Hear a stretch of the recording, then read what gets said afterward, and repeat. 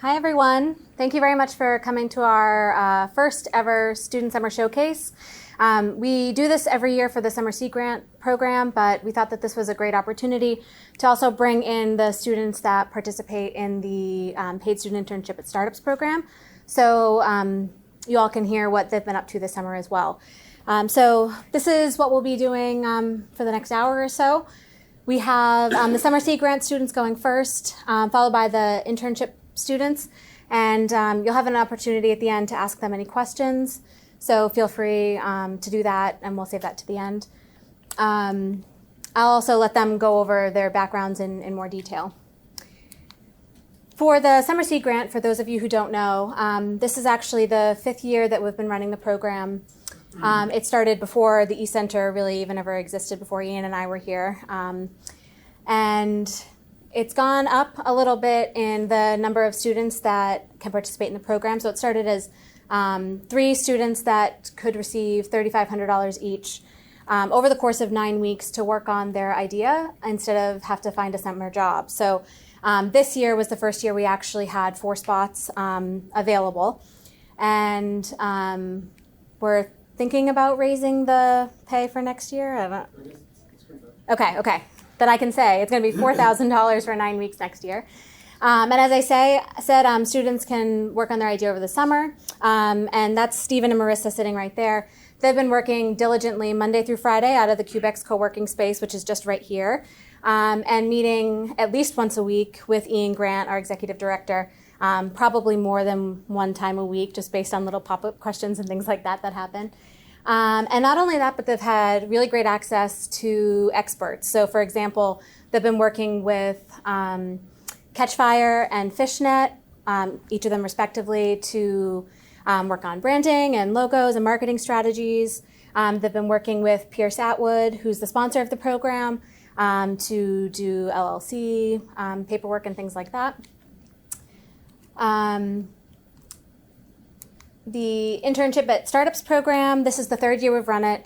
This is also expanded for this year. So in the first 2 years, we had up to 4 students each summer, over 10 weeks, 40 hours a week.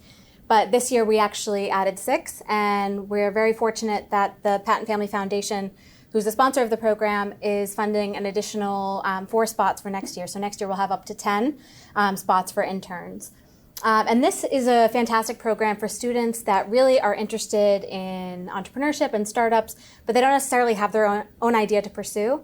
And so this gives them the opportunity to work in a startup, experience that culture, be part of building something, and also get paid, while a startup who doesn't necessarily have the resources to pay a student to intern for them gets to have that student, and that student's paid by the eCenter.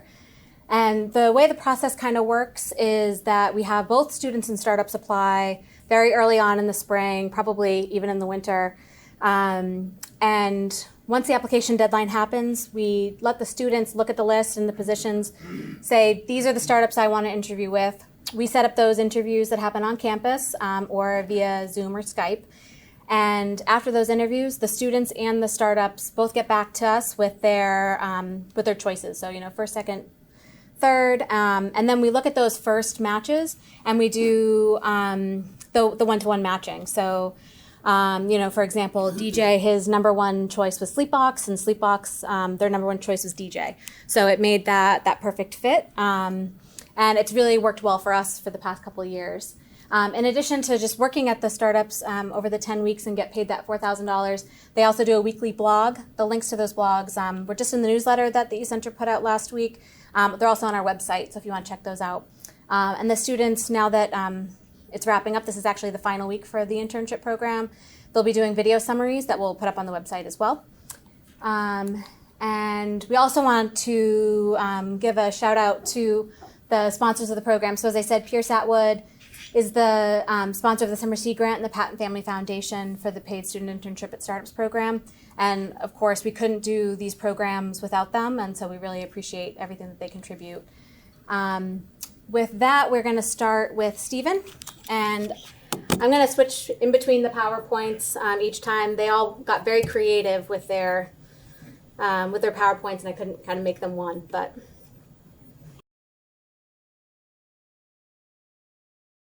All right, thank you, everybody. Thanks for coming.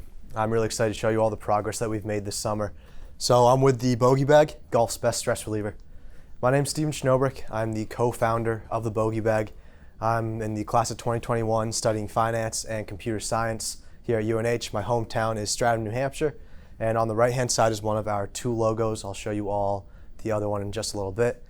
So the Bogey Bag is a punching bag that attaches to any golf cart, allowing players to take their anger out in a fun and healthy way without paying the price of equipment replacement or injuries. Where we started, our mission is to really make the game more enjoyable for everybody. And now where we started, we had the original idea for the Bogey Bag in 2018. We then were introduced to the Entrepreneurship Center where I met Ian and Heather. We started idea coaching with Ian in December. We came in third place in the holiday competition later this past year. And then I was also one of the 2 recipients of the Summer Sea Grant. And now here's the progress that we've made with the Bogey Bag. Before the Summer Sea Grant, we had our preliminary website designed as well as our prototype built. And then after the Summer Sea Grant, we've completely recreated our clamp. So I learned AutoCAD and how to make CAD models, and then also learned how to 3D print, which is what most of those clamps are.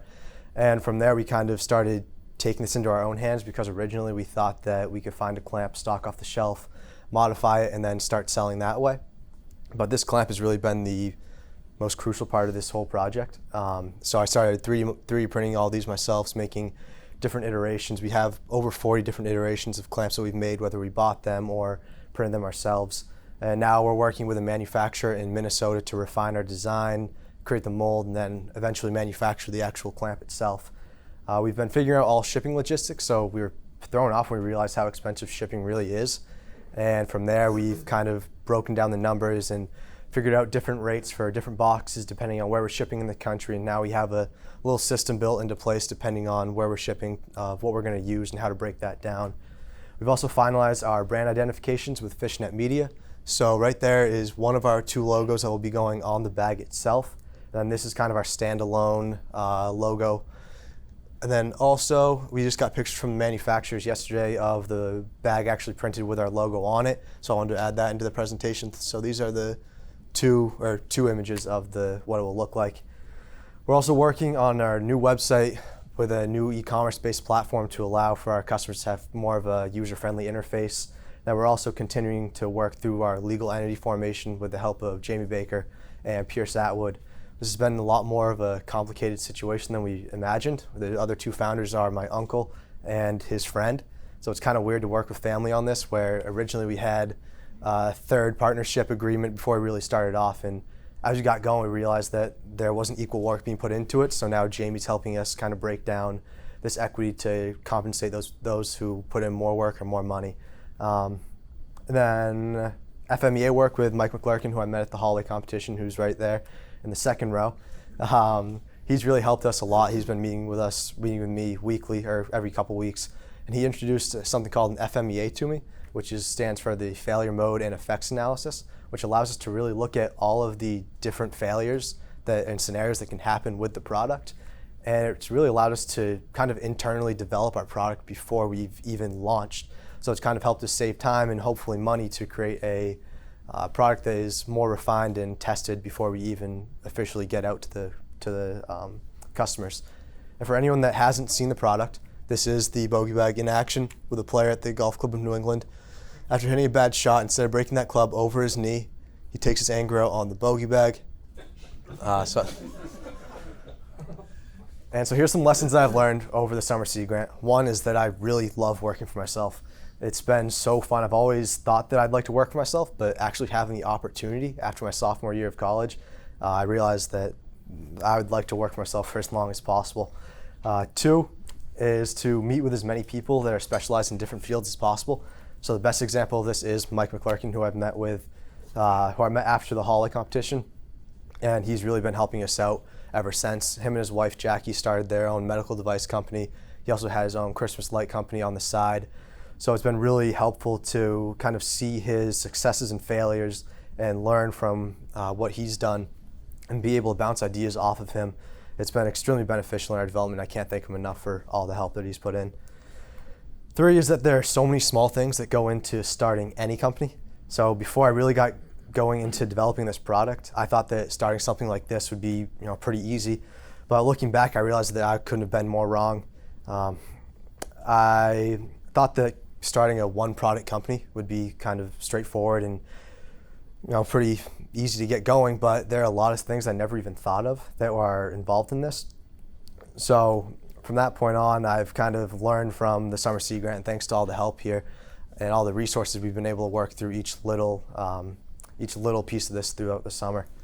4 is to make a lot of mistakes in small stages. So I guess the best example of this is the clamps that I've made. So we've gone through about 40 different iterations of these clamps, and some have been just a few millimeters of change, and some have been completely different designs. But each design that we change and make, and each adjustment that we make has really got us that much closer to finally having a completed product. And then 5 is to be transparent with all customers and potential customers, because in the end, customers are really the reason that a company either succeeds or fails. So I realized that it's so important to utilize each encounter that I have with a potential customer before we launch in order to get their feedback and really learn what they're thinking before we even start putting this out there. And finally, I want to thank Pierce Atwood. They are the lead sponsor for the Summer Seed Grant, and it's been such an amazing summer. And as some of you may know from my original Summer Seed Grant presentation, I had the opportunity to intern at John Hancock this summer, but turned it down in order to do this full time and work through the Summer Seed Grant. And at the time, I was worried that I may regret that decision. And now looking back, it was one of the best decisions of my life. I've really loved every second of this. But thanks to Pierce Atwood, it was really, like I said, one of the best decisions. But the people I've met, the skills that I've learned, and really the experiences that I've had have been immeasurable. So I want to thank everyone involved one more time, to Pierce Atwood, Fishnet Media, and the Entrepreneurship Center. We would not have been able to make any of these accomplishments that we have this summer without each and every one of these companies. So thank you, and for everyone coming today, thank you again. And be on the lookout for our launch in the coming months. Well, that's it.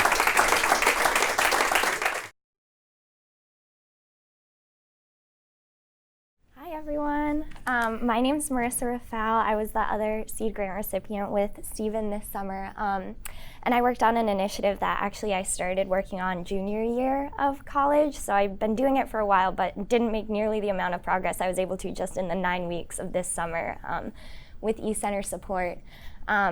As some background, I was a child development major, so I just finished that up in May, but I'll still be at UNH for a 5-year program. I'm doing a master's of public policy, and I'm from Somerville, Massachusetts. I grew up where the sea otter's eating the pizza.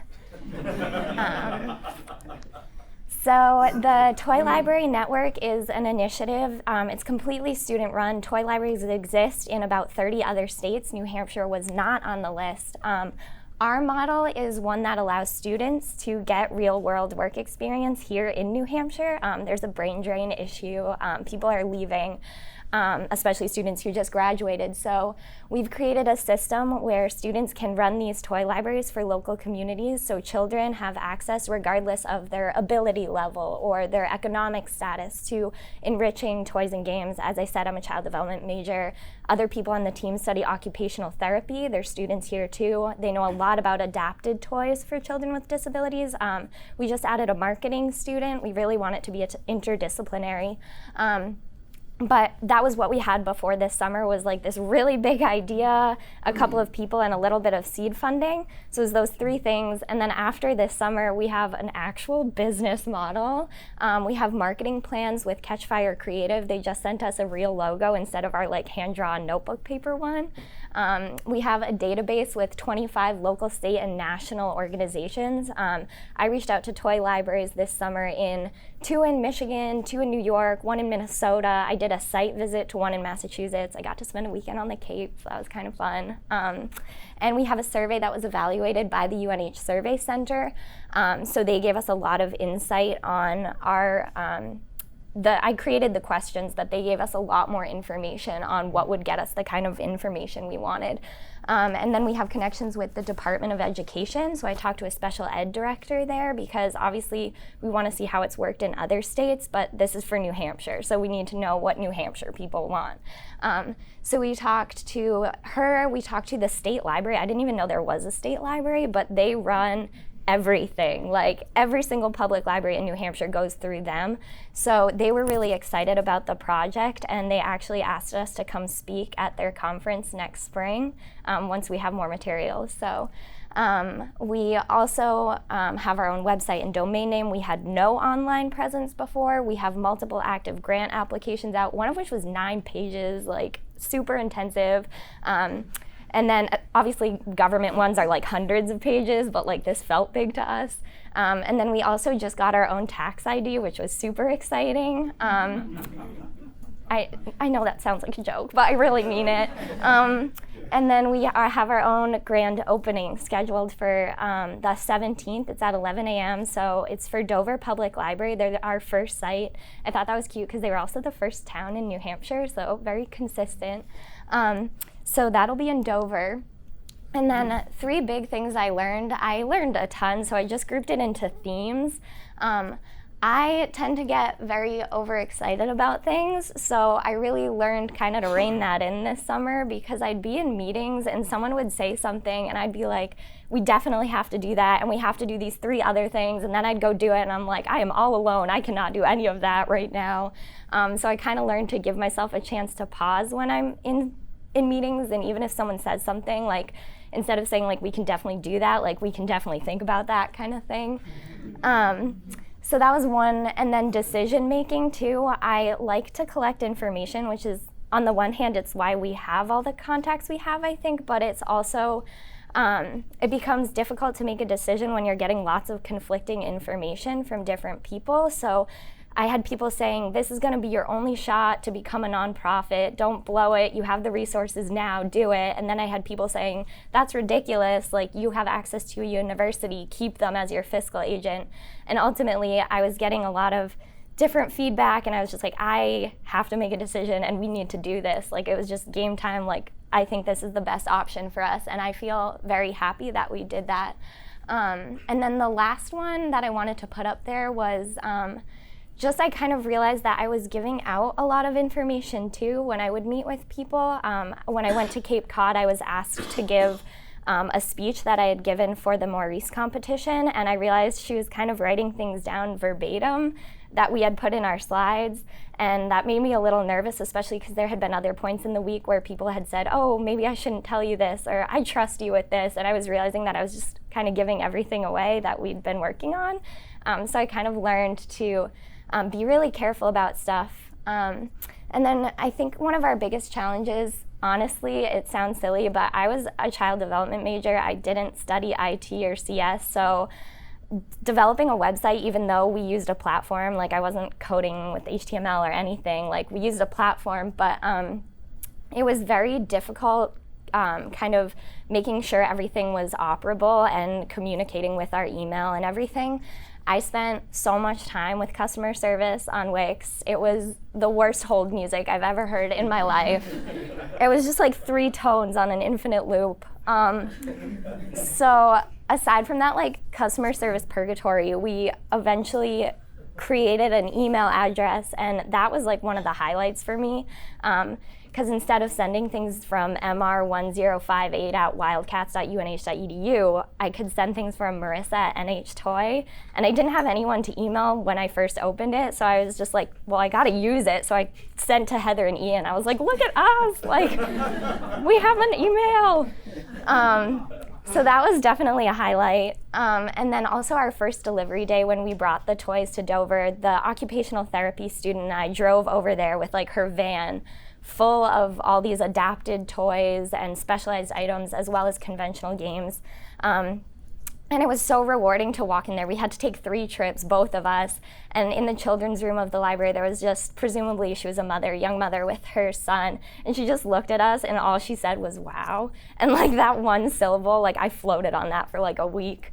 It was so rewarding to get that kind of response so viscerally, and to see the children's librarian, who is probably mid-60s, like nearing retirement age. She got up on the yellow bucket stilts and she was like walking around the library. She was super psyched. I was like, yes, Patty. So that was really rewarding. There were definitely highlights through all of this, as difficult as some things were. We definitely have a lot of work still to do. We want to create an even more interdisciplinary team. So there's a professor in the accounting department who I've been speaking with. He's going to have us work with an accounting student, and we want to establish sites outside of the library system so people can have more access. We need to diversify our revenue streams especially, so we've created a system for renting out kits, as our toy loans are free, but this way we can have kit rentals. We also have developed a preliminary corporate sponsorship program with window decals, so local businesses can contribute and then have a little decal saying that they supported their toy library. We have some, systems level work to do with memorandums of understanding for our collaborating sites. We want to continue applying to grants and challenges. And then in our survey, we asked people what they'd like to see for events. We want to host workshops. So a lot of parents in New Hampshire asked for I want to learn about discipline, or I want to learn about imaginative play. So we're really looking forward to hosting some of those. That was before Summer Seed Grant on the left, and there's New Hampshire now. So we made it. Which is a super good day. And then it wouldn't really have been feasible at all without the E-Center and Pierce Atwood and Catchfire Creative. They actually I think I mentioned, sent us a real logo. So those are all pictures from the Cape. The top right, though, those are a small sampling of our toys. And I just wanted to note, I put that on there. It takes about 400 repetitions to learn something without play, but when you do it through play, it's only 10 to 20. So keep playing. Thank you so much. And now Ian Grant is going to step up and Can we see if any questions first? Usually we're going to do it at the end. Okay. So I just want to say a few things. So I'm Ian Grant. I had the honor of working with Stephen and Marissa this summer.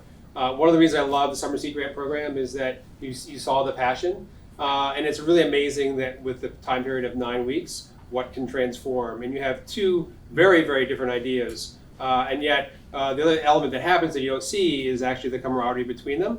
When they're talking to each other about, hey, Ian just told me this, what should I do? And then I can always tell because the other person comes in more prepared with something different. But but it's a good collaboration. It's actually, it's a compliment. And as Stephen noted, so what he didn't note is not going to John Hancock for his internship, is that it's going to pay him almost twice as much.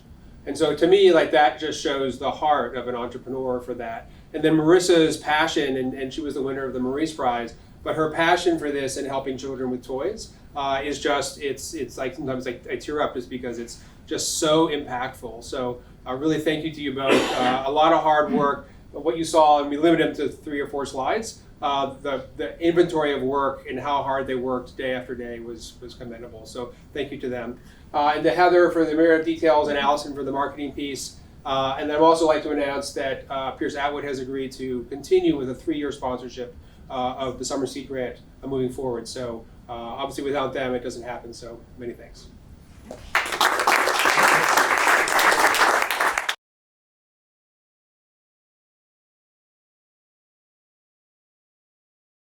Hi everybody, my name's John Dryja, and I had the pleasure of interning at Twin Barns Brewing Company in Meredith, New Hampshire.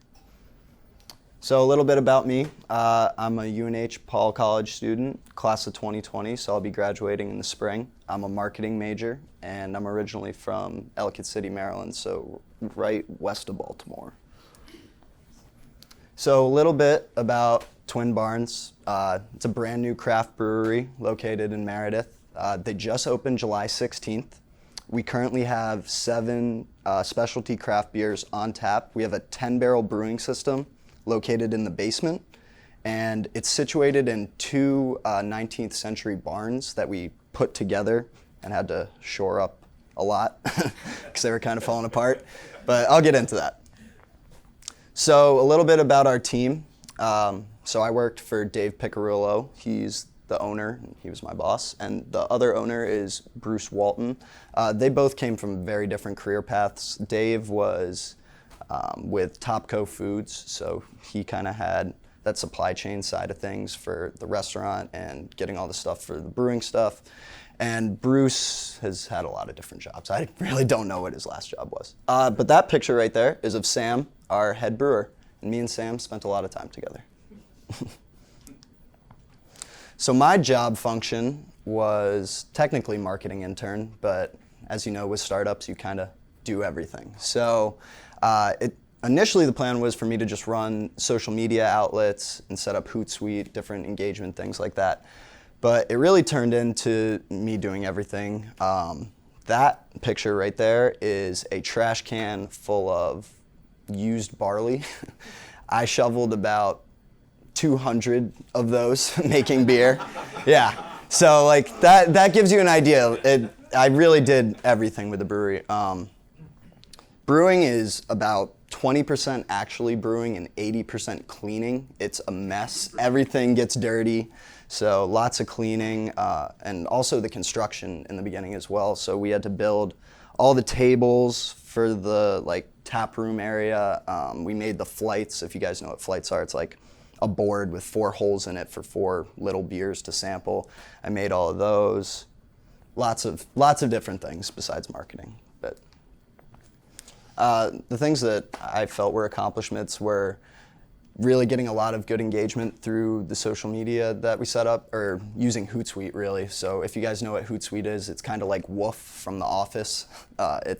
It's an app that puts all of your social media together into one stream.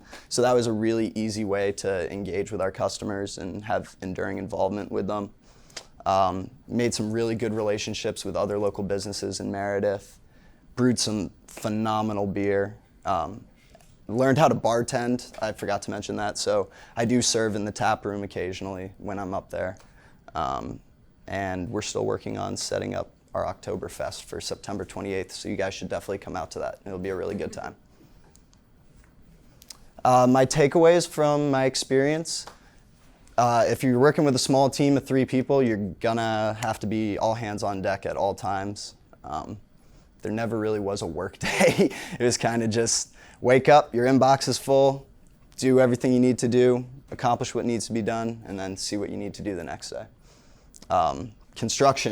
Construction gets delayed pretty much constantly. We were supposed to open the end of May, and we opened the middle of July. So that should just give you an idea. Construction will set you back a lot, so plan for that.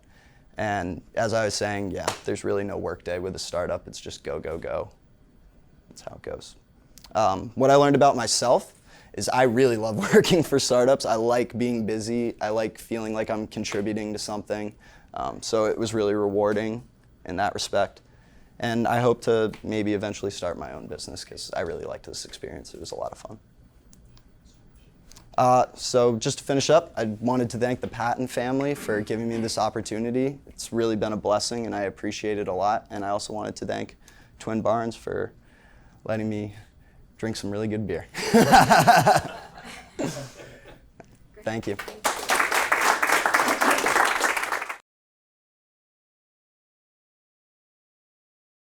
How you guys doing? I'm DJ Beasley, and my presentation. As you guys can see, this is the John Hancock building. I don't know if you guys are familiar with it, but I had the opportunity of working there this summer and just dive right in for you guys. Well, a little bit about me. I am from Cola. I'm a 2021 class. I'm also a sociology major with a business administration minor, focused on marketing. So I'm also from Boston, Massachusetts. Convenient, right?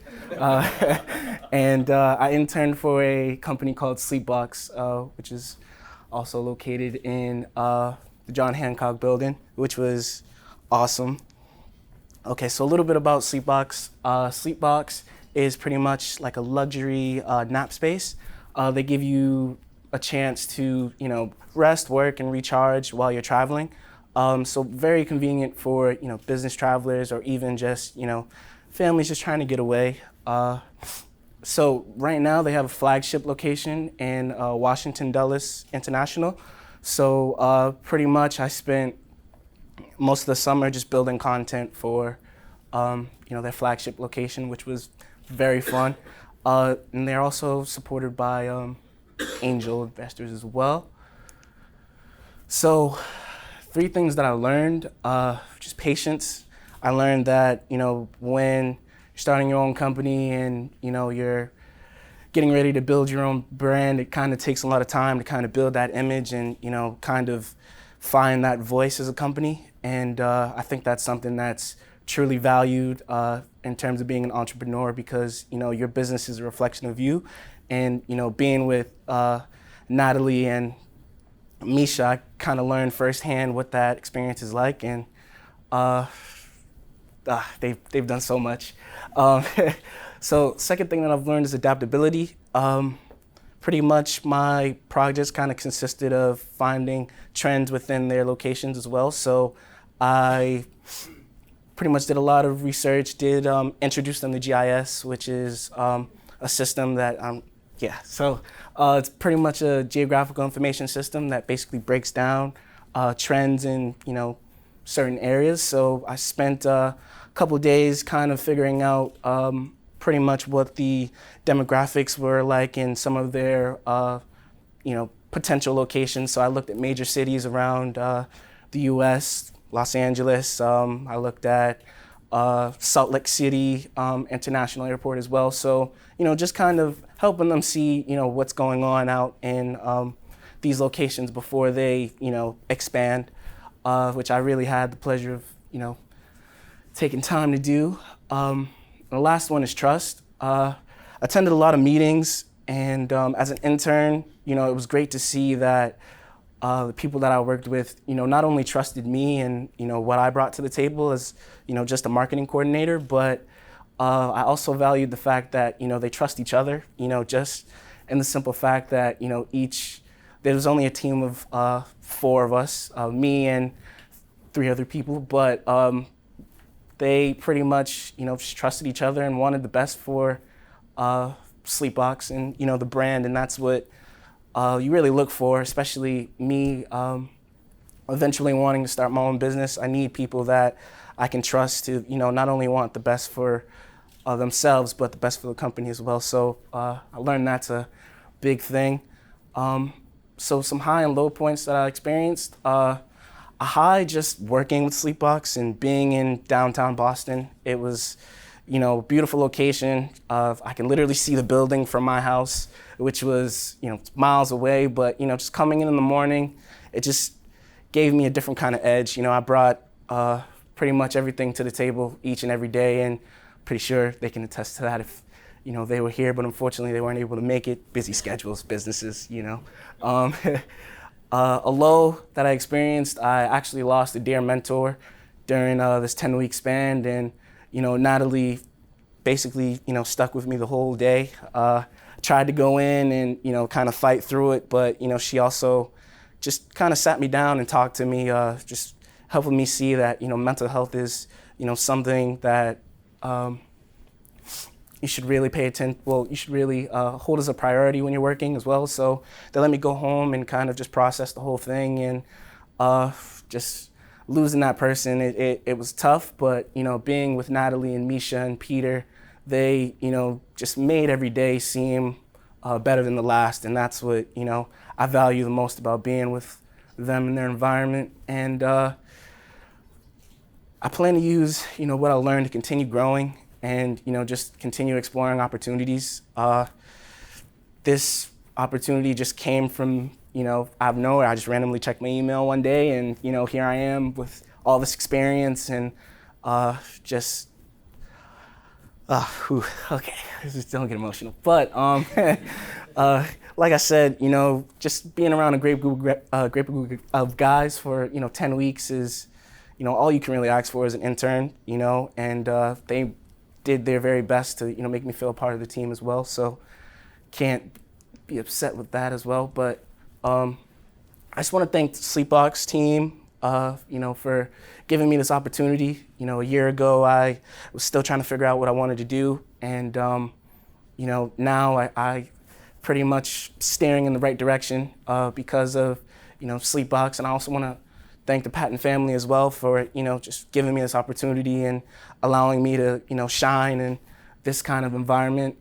Being a marketing coordinator has been a lot of fun. I built a lot of business inquiries, and I've also helped them try to gain influencers on social media, just trying to build their social media presence on different kinds of platforms. So just being able to put those skills under my tool belt now is very, very helpful. But then I want to thank everybody for, just listening to me, and want to thank Heather for, helping me figure out the application process and getting that handled. But yeah, just thank you.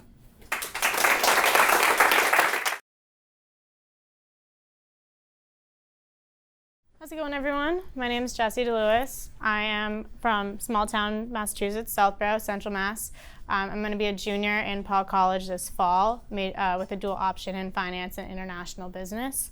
A little bit more about myself. I'm co-vice president of the Women's Club Lacrosse team here at UNH, as well as a member of the Rutman Women's Fellowship out of Paul College. We work closely with Dean Merrill Sands to promote women's leadership in Paul College and at UNH as a whole. And I had the opportunity to work with UScheduler right here in the E-Center this summer. So UScheduler was founded in 2018 by 2 undergrads at UNH, and they're a software as a service company that aims to streamline college course scheduling for students and universities. So in 2018, they won the Paul J. Holloway competition, as well as signed a 3-year contract with UNH that'll run to 2021. I got to work closely with co-founder Christian Comer, as well as software development intern Caleb Peffer.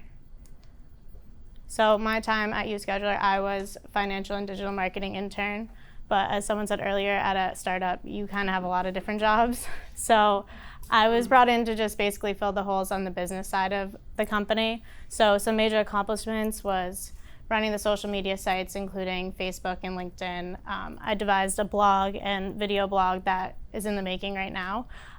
Newsletter, some bigger ones were a marketing plan and an external implementation strategy that'll go out to universities and other potential clients down the line. On the financial side, budget proposals and cost analysis as well. So my experience at UScheduler from a startup perspective, communication and teamwork is essential to success. You need to communicate with those around you so you're all on the same page moving forward and you all have the same goals and aspirations for the future. Personal accountability is imperative for quality of work. You're not micromanaged in this type of setting. Everyone's given their tasks and you're kind of on your own in terms of holding yourself accountable to your work. So that was a big one for me as well. And setting timelines and tasks for projects to ensure time management efficiently. That was a big one. So in the beginning, my primary goal was to launch the social media sites. So the date of launch kept getting pushed back. So in the end, in the long run, we lost out on a month of content being online, as well as communication with clients and users. So that was a big one. So moving forward, we improved throughout the summer. Some personal lessons that I learned was my ability to adapt in a work environment. Again, you're doing so many different things at one time. You have to be able to switch tasks rather quickly.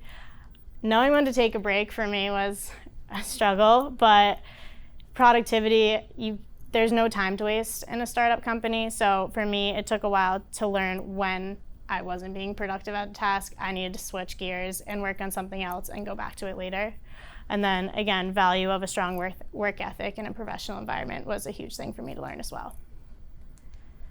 So I would like to thank the Patton family, as well as the E-Center, Heather and Ian, as well as UScheduler for allowing me to pursue this opportunity again throughout the fall semester.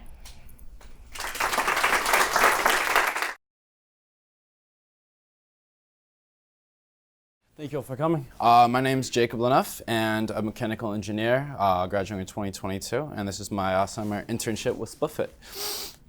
All right, so what is SplitFit? This is a screenshot of our system right now. So basically, we are finding an easy way to book like personal training or semi-personal training sessions with Boston's best fitness professionals.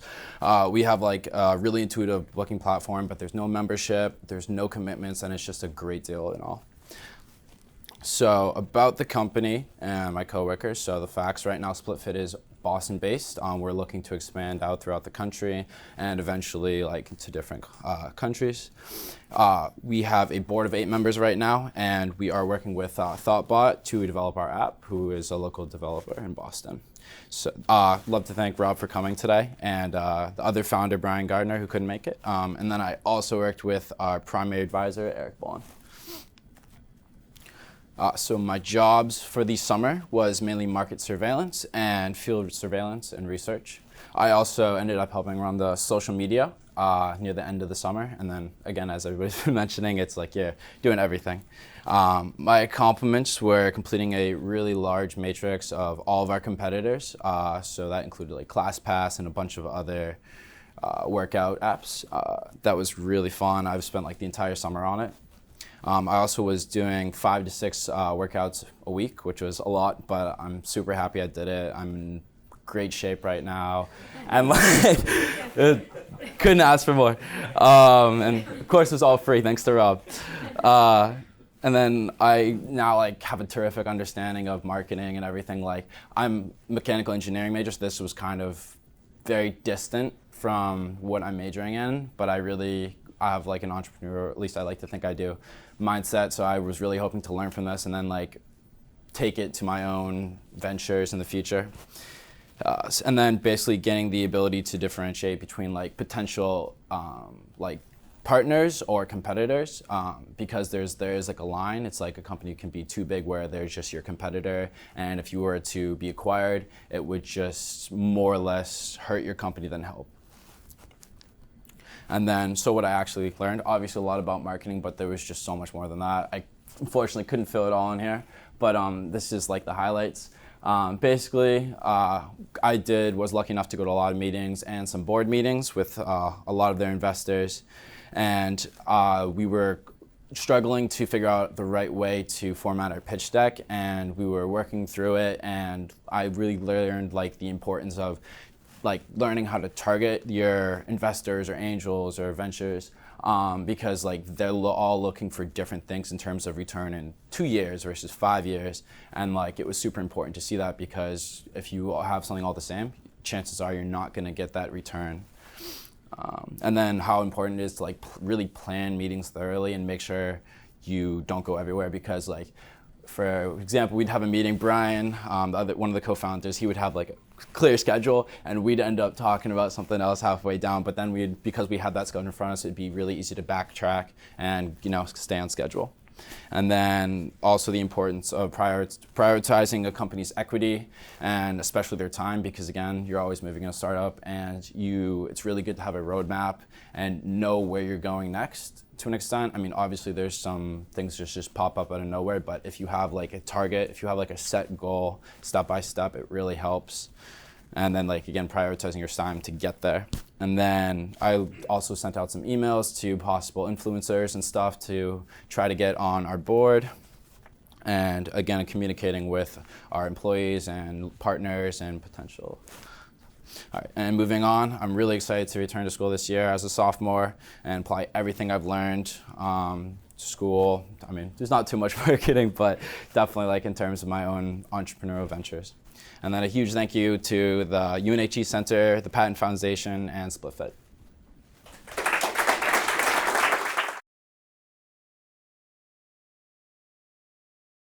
Okay, so this summer I interned for Unite GPS, which is a transit solutions company. So my name's Alex Bunnell, and I'm from Wilton, Maine, which is like a really small town in the middle of nowhere. So I'm a marketing major at Paul College, and I'm a senior this year. And Unite GPS is basically everywhere between Portland and San Diego, because it's a website, and they do school bus tracking for K through 12, and they also do transit tracking for town transits and universities and things like that. So basically what Unite GPS does is they create custom transit solutions for schools and town transits. What I did was I was in charge of the LinkedIn ads and managing the ads. So I actually created the ads on this website called Promo, which is really easy to use. It's like 15-second clips that just highlight the benefits of Unite GPS. And then I would go in on LinkedIn and basically target superintendents, IT directors, and people of interest. And it was pretty fun to see the whole process from start to finish there. I coordinated meetings, so my boss is actually back there, and he's been my boss for a while because he's my father. And we had like a trip out in Wisconsin, so I basically coordinated all that. Like we rented a car through Turo, which is like the Airbnb of cars, and we stayed in Airbnbs and it was pretty fun. And I also was in charge of the Zoho CRM software, so we'd send like mass emails to superintendents, just people of interest, just like LinkedIn. And I worked with externally Wildcat Transit here at UNH. We had some meetings with them, Manchester Transit Authority, Manchester, New Hampshire, Shoreline Metro in Sheboygan, Wisconsin, and Shuttle Bus Zoom out of Biddeford, Maine. And the size and scale, there's about 6 employees, 100 customers, and United GPS is 100% bootstrapped, and we don't accept any outside investment. So some lessons learned about startups: not accepting outside funds gives 100% control to the employees. So whatever the founders' visions are and the people that work there, basically it's not tainted by anybody else's influences, which is kind of nice. Every dollar is important, so if you're paying for an email list, it's important to negotiate for every dollar because it's a startup and money doesn't really grow on trees. And I also learned, be the change you want to see in the world. So with a startup, you can really pursue exactly what you want to do, and it seems more fulfilling than other career paths. Some things I learned about myself: I'm no longer afraid to become an entrepreneur because I saw so many elements from start to finish of what it takes. And I guess I'm a little afraid because I realize it's a lot of work, but it's also really fulfilling to do what feels right.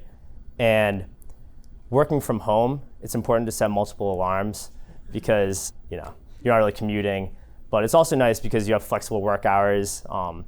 So if you need to play golf at 3 p.m., you can do that, but then you got to work 2 hours when you get back. So your mental health, like you were saying, is always spot on that way.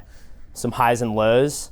So acquiring the first lead on LinkedIn was definitely a high because I probably spent like 40 hours creating like 5 videos.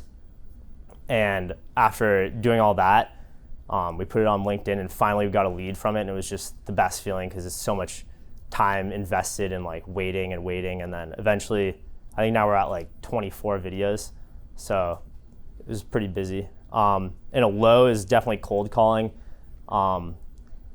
It doesn't really work for the transit solution industry. That's what I found out. And people are just so mean when you're cold calling. No one likes a cold caller. And I would just like to thank the Patton family for making this possible, Unite GPS for walking me through this internship, and the UNHE Center for coordinating everything in between. So we'll start with questions for the Summer Seat Grant students. So Stephen and Marissa, if you want to. All right, any questions? Can you bring your product to Fresh Pond in Belmont? In Beaumont, I definitely can. I'd love to. Yeah, I like it. Golf too, I like it. Thank you. Rich, I assume since you have a tax ID that you went with creating a 501c. Have you thought at all about the strategy for how you can take advantage of that to raise money? I know you're looking at grants and sort of larger scale opportunities that take more time. Have you looked at some shorter term opportunities for raising money through that opportunity?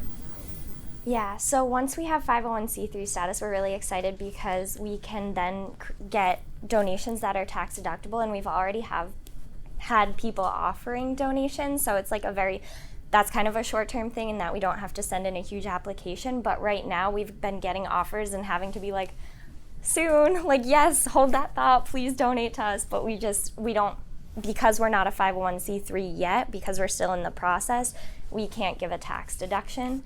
So that's another reason we kind of went that route as opposed to keeping a fiscal agent, because we have more autonomy. I have a question for both of you. Obviously, for each of you, a different answer. But how do you know you're succeeding? How do you set your goals? How do you set your objectives at this point? So how do we know we're succeeding? You kind of don't in the near term. I mean, there's a lot of customer discovery that was a part of this.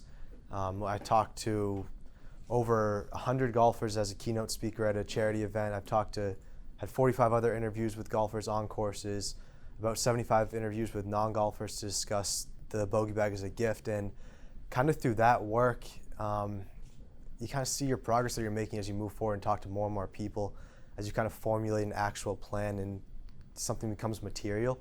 You start to show and kind of learn from there, and I guess kind of from there you can figure out if you're achieving what you want to, and then every once in a while you have to kind of adjust and see what you're doing, kind of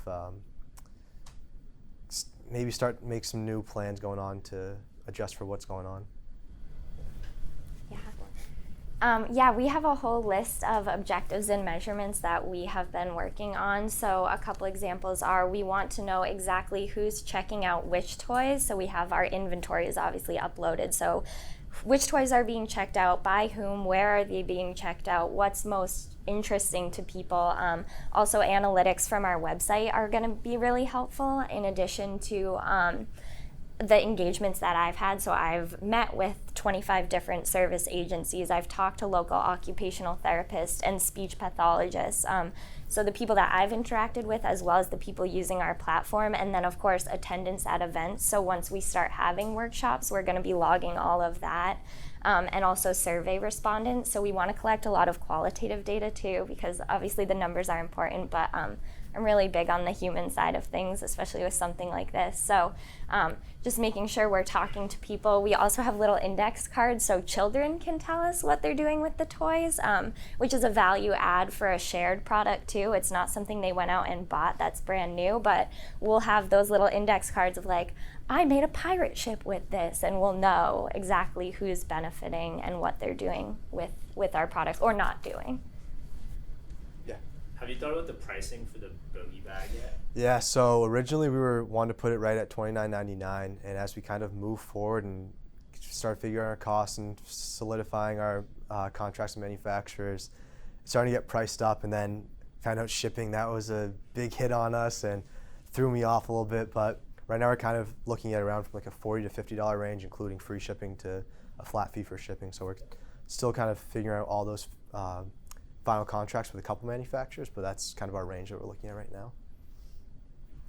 Steven, you said you were going to launch in October. When do golf courses rent or close? October. So, so we're looking into, they do close around October here, but we do see the Christmas time really being a big opportunity for us. A lot of holidays, Father's Day, Mother's Day, Christmas obviously.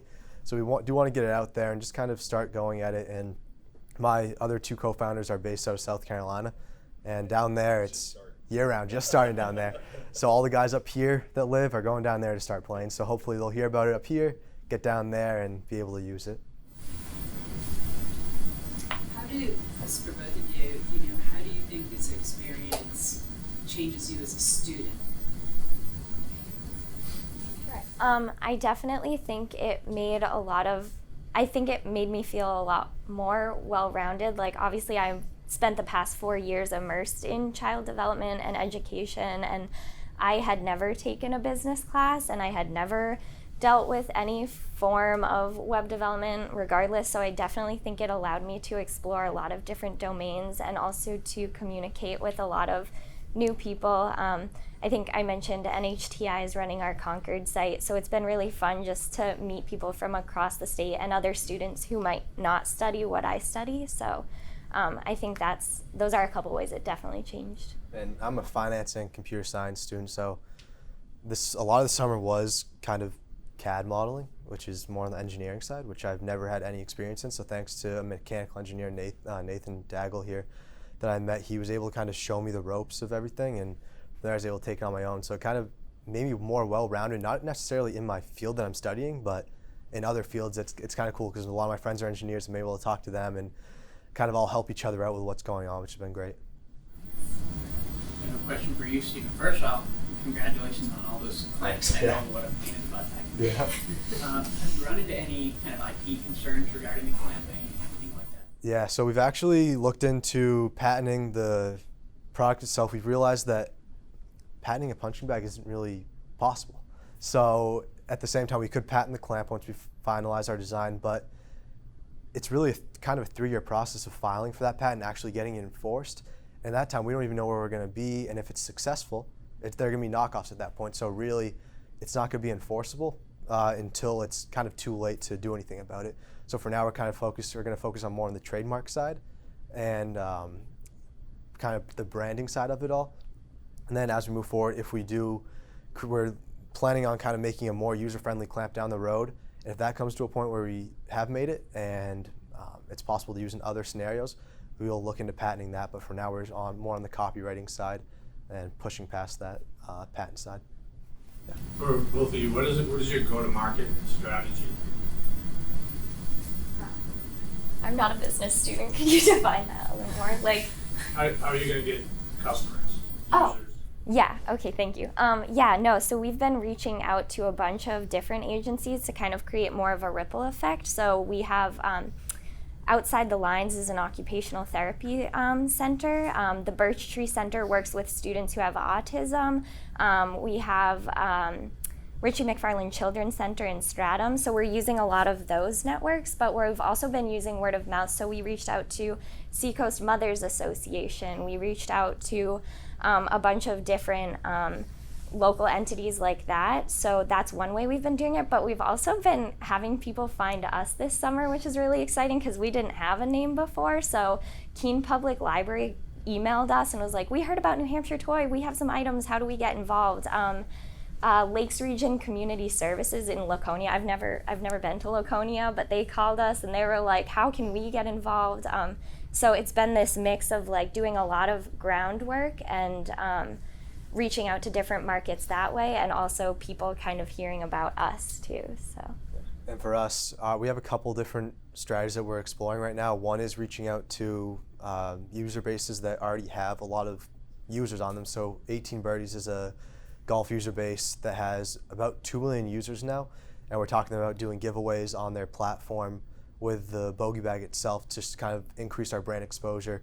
And we are giving them away for free, but at the same time, we're also getting in front of 2 million people. So by doing that, we're kind of able to expand ourselves at a low cost basis. And then also, what I've been working with Mike, is different scenarios where we're reaching out to golf courses and possibly having them rent the bag out. So they buy it for a higher price, they rent it out to customers, and then they see a return on their investment over time. So there's a couple different scenarios that we're figuring out, but those are the main two that we're looking into. Yeah, and building off that, I don't know if this helps with your question further, looking into franchising, because when Keene contacted us, they had their items, but we also know that Keene State College has an education program. So one thing we're trying to figure out is the exact, you mentioned the term implementation strategy in your presentation. So we're looking into that and seeing how much, if we're under their insurance, they get a cheaper rate for being a site, just seeing how we can kind of get it to market, like you were saying. You guys have spent an enormous amount of time in building a business. It's really difficult. Congratulations on what you've accomplished so far.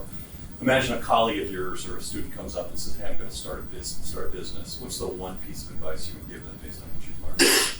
Get a good team around you of people that can support you and kind of that you can rely on. I've built a lot of connections just from the past year, from competitions I've entered, just the people that I've met along the way are called. It's been extremely helpful to have a set of people, professionals and family and friends, to really rely on.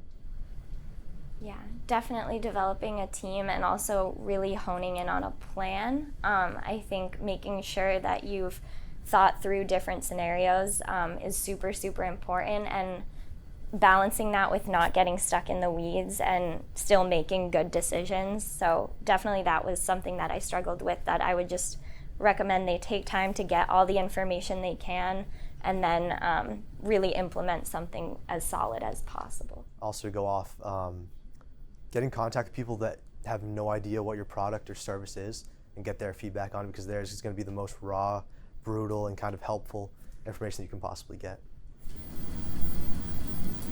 What's the Maurice Prize? Oh, it was through the E-Center also.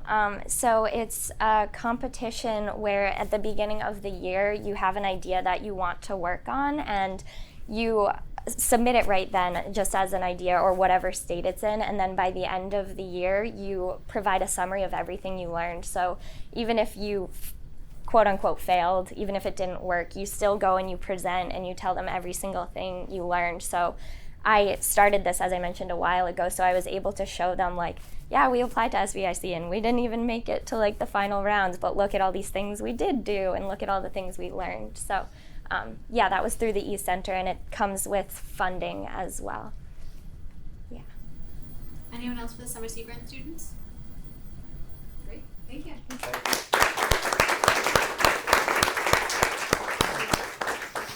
I had a somewhat generic question. How did these internships, these companies come to this program? Sure. So we list the programs on our website, both the Summer Sea Grant and the internship program. For the internship program, we outline the program on our website, provide the application, the timeline, application deadlines, things like that, what students can expect from the program, what startups can expect from the program, promote it any way we know how, social media, email to students, all that kind of thing.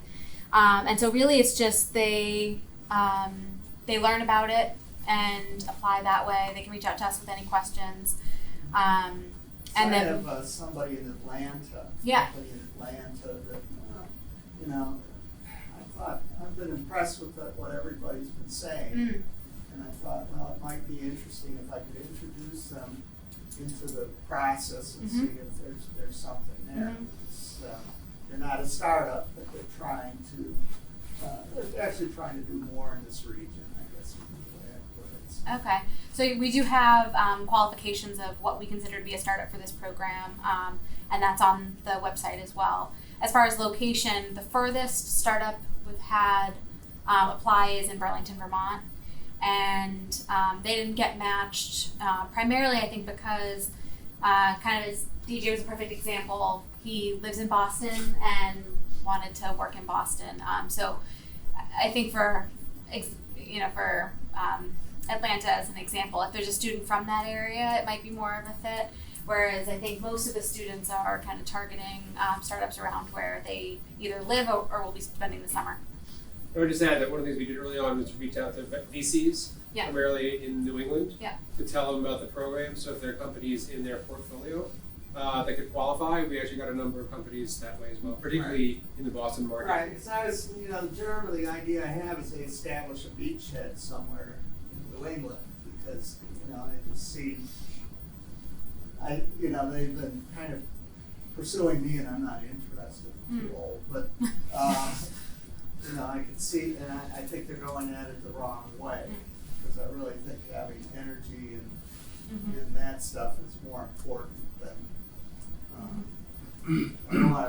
more important than being a senior experienced person. Well, I'm willing to bet that the universities located in their area also have internship programs, and that aren't startup specific. So if they're not a startup, UNH has other internship programs that aren't startup specific, and so that might be an option for them too. Especially before and after, your perception of business after these internships was surprised you the most? Sure. Definitely, again, like a lot of people, like how much work is put into it. So, like Brian and Rob, like it's 24/7. Like I was calling them weekends, 10 o'clock, 12 o'clock at night. Like, oh, I have an idea. Like, oh, like we should do this, and like, it's just never ending. And then on top of that, just like that, it's not just you can go find an investor. You can just go get money. It's like there's so much thought that has to go into like just one specific investor, so much like building a relationship with them. Like nobody's gonna just go give you $50,000, or no venture capitalist is, generally speaking, gonna just give you a big check just because they like your product. I mean, obviously there's exceptions, but I built like relationships are like very important, especially in the business world. I think flexibility is a big thing as well. I noticed that like when I would go to work, they would have like pop-up shows. They'd have like a bagel, bagel giveaway, or like they were giving away like beer samples in like the little common area. Just being able to kind of balance that, I guess. Originally, I thought it was just all work. When you starting your own business, but obviously it's not. There's a lot of factors that go into that. So just seeing the flexibility that comes with being your own business. That's what I saw. I agree with what both of you guys said, but kind of taking a different route, like from an academic standpoint. Up until this point, I just came out of my sophomore year, so I have only learned in the classroom material, so I have never seen what we have learned up until this point in an actual business setting.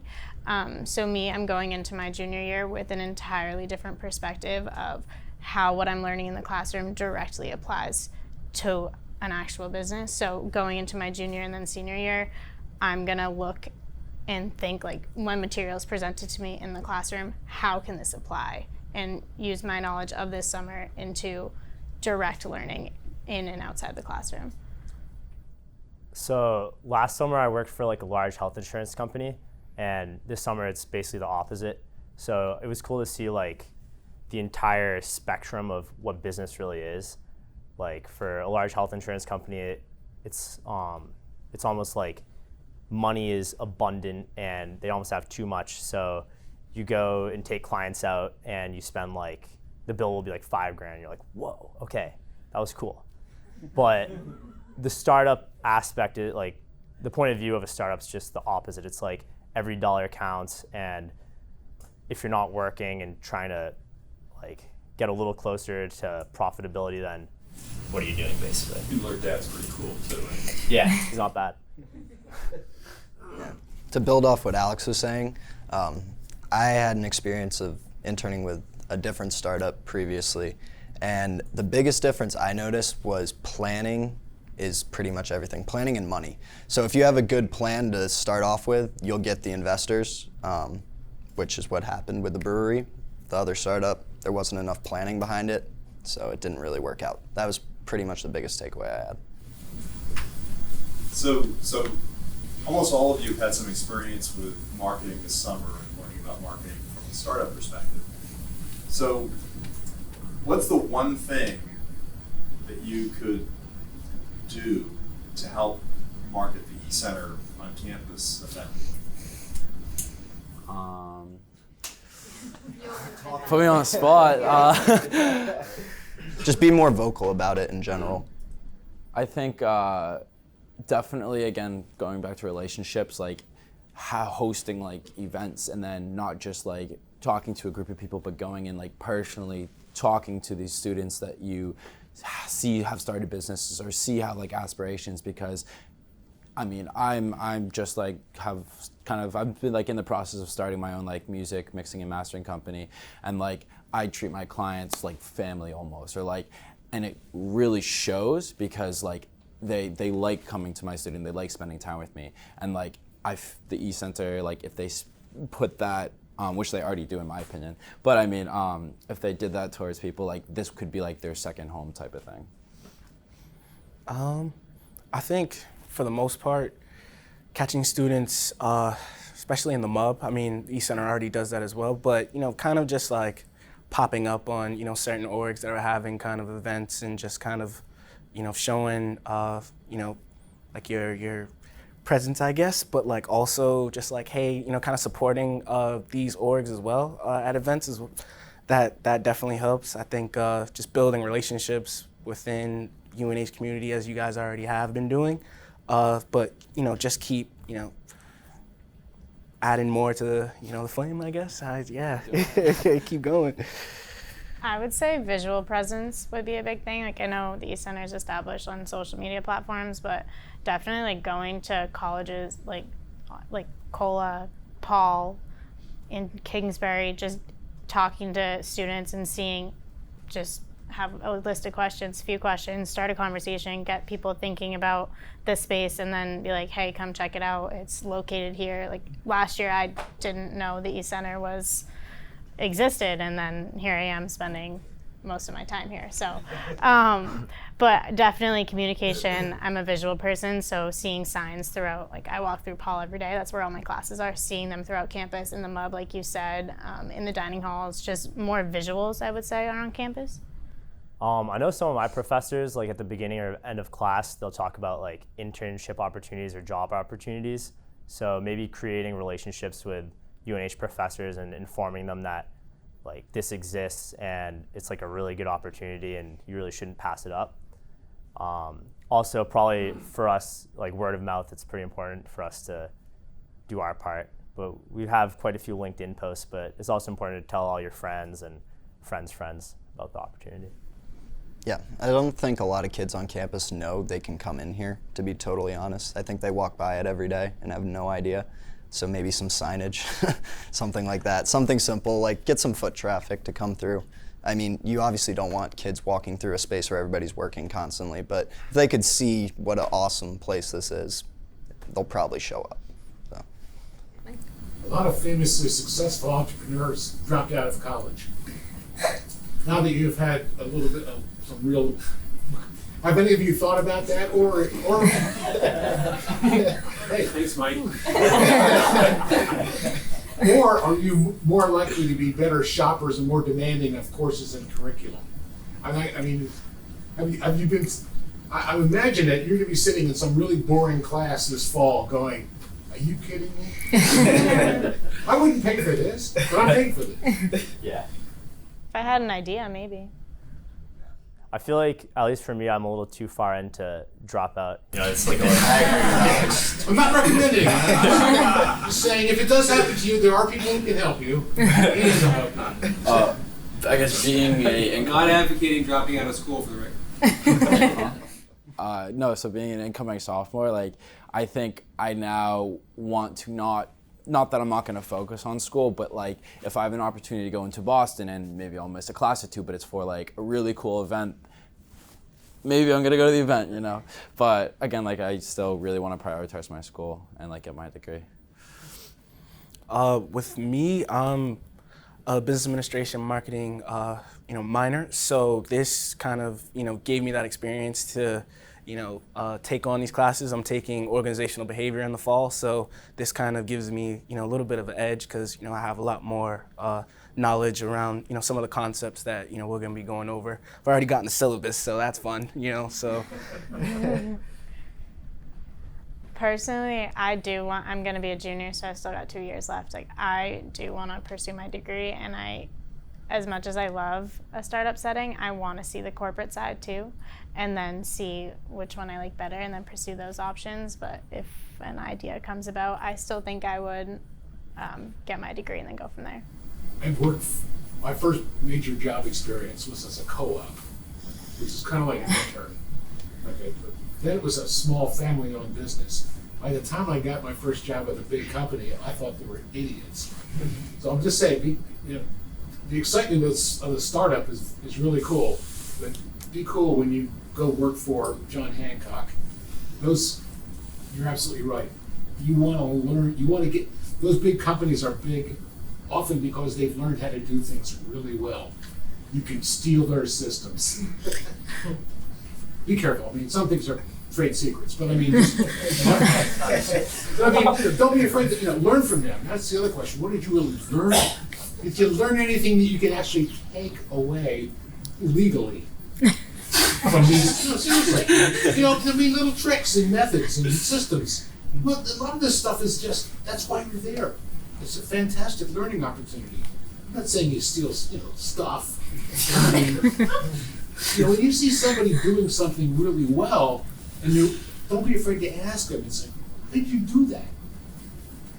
Oh, I use such and such. It's maybe an app you never heard of. Yeah. Did you guys come into the summer with any expectations that were completely wrong? Yeah, no, 100%. I did not expect to have as much fun as I did, honestly. I thought it was going to be stressful and it'd be just work, just writing things and but it was just exact opposite. It was just every day I woke up happy and it was awesome. You're a cool boss. Yeah. Not all bosses are cool. How do you go on? I'd probably say, kind of the same thing. I think I kind of expected more of a, not. This joke. Yeah. I guess, just kind of I don't know. I I expected it to just be overloaded with work, I guess. But, you know, I just naturally found a way to kind of, you know, do time management, because as an intern, like, you are doing a bunch of things at the same time. So, you know, prioritizing things kind of comes into hand, but I think I was able to manage that pretty well, so. I think for me it was mostly like the outside factors, like telling mostly my family, like, oh, I got an internship, it's a startup, and then like family friends are like, oh, you have an internship, you're gonna do like intern work, get coffee, do this. I'm like, it's a startup. Like, you could only prepare so much, so I didn't really know what I was walking into, because like my family friends are like, you're gonna be getting coffee, sitting in on a few meetings. I'm like, no, I'm not. Yeah. So it was definitely different, because my work actually directly impacts the company, which I thought was very humbling and amazing to see how much my work would affect the outcome of the company. So that to walk away with was rewarding in itself. I had a pretty good idea of what I was getting myself into, because I've seen it for a while, but I never thought I'd be in Sheboygan, Wisconsin. That's for sure. Yeah, I kind of had an idea with regards to brewing. I knew it was going to be fun, but I didn't realize the scope of everything I was going to end up doing in the end. So. Jesse, a question for you. What did you take from your experience this summer that you will bring back to, I'm sorry, the name of the club that works with getting greater leadership of women in the fall school and beyond? Well, I don't really know what our tasks are for the fall. We get Dean Merrill Sands comes in and just tells us what she wants for a semester. So I think more just cohesive environment. I mean, it's a group of 12 women. We all are in Paul College, very competitive. We wouldn't be there if we weren't, but we all want to learn. So just more so having everyone in a cohesive environment. It was very like a one-sided conversation before, and so I think just more collaboration and having everyone's ideas shared, and then planning. You guys both said, everyone said planning is a success moving forward. So it is not a startup in a sense, but it's a startup program at UNH. So we're still getting our feet wet in the community. So I would say getting a strategic timeline would be very helpful moving forward too, but I'm excited to see what the fall brings for us, and hopefully you guys will hear about it sooner. Excited to hear about it too. Any other questions for the internship students? Yeah, Christine. I don't even know who's going to take this, but you know, startups often can be reluctant to take on interns because they don't have a lot of infrastructure, and so if you were pitching to a startup company that's like, I don't know if we're really going to be able to support an internship, what would you say to those companies to convince them that, you know, a startup can be a great environment for an intern?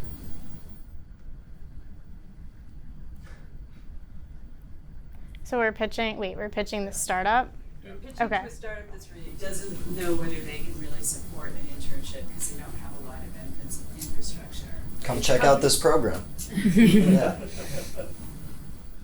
I would say that you have enthusiastic and willing to learn students, not even at UNH, yes, but any university. Kids are eager. I mean, freshmen, sophomores, primarily, because you're not likely to get an internship after your freshman or sophomore year. It's kind of rare. So I would say you have enthusiastic individuals that want to learn. So even if you can negotiate salary-wise, if that's a factor, is capital, which for startups it is. So I would say you have kids that are willing to learn, even if they come and shadow and watch what you do and give their input. That in itself could be rewarding for the company and for the student. Anyone else? Yeah, I would just add, just on that question also, is that you guys are a demographic that startups love. I mean, you're in college. I mean, you guys are like the perfect age for a lot of people that want your product. So, very advantageous. Great, thank you. Great. Well, we have some coffee and tea and snacks in the back, so please feel free to help yourself. I think the students will be sticking around for a little bit as time permits. I know you have a meeting to run to. And we'll take some photos as well while you're here. So thank you very much. Thank you.